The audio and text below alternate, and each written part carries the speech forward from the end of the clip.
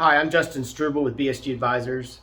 The savings rate of Americans is down to 4.4%.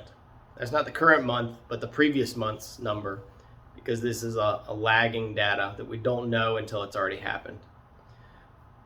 During the pandemic, 2020, savings rates skyrocketed into the 20-something percent, which is extremely unusual. We all lived through it. We understand what happened. People weren't spending, they weren't traveling, they were at home, and we were stockpiling our cash. Anyone who could. And as an average household, it was 20-something percent for window of time.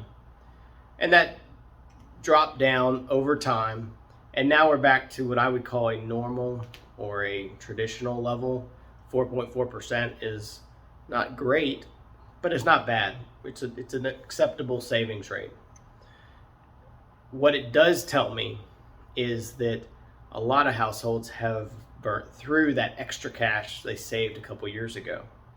Maybe you've taken those trips, maybe you've bought the things, maybe you bought a house, maybe you refinanced.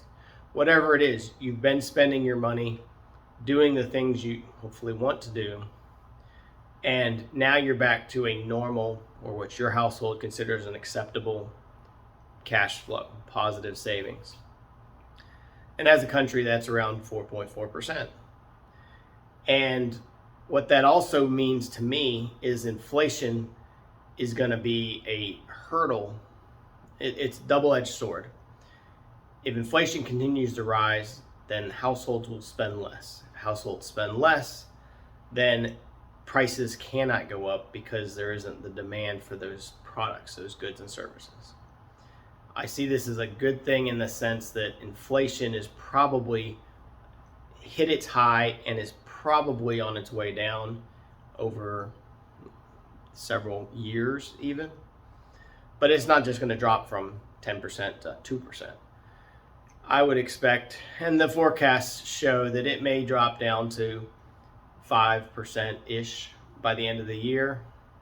And if that happens, that's a good thing. If it drops down to 3 or 4% by the end of 2023, that's a good thing. Low inflation rates are good and healthy for the economy. And the savings rate, yes, I want Americans to be saving more than 4%. But the reality is it's typically 4 or 5% savings rate in a normal economy.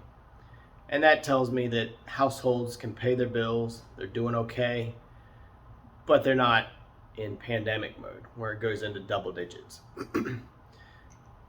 All that to say, savings rates are back to a normal rate, and this is an indication to me that inflation cannot continue to go up at 7, 8, 9, 10, 11% inflation.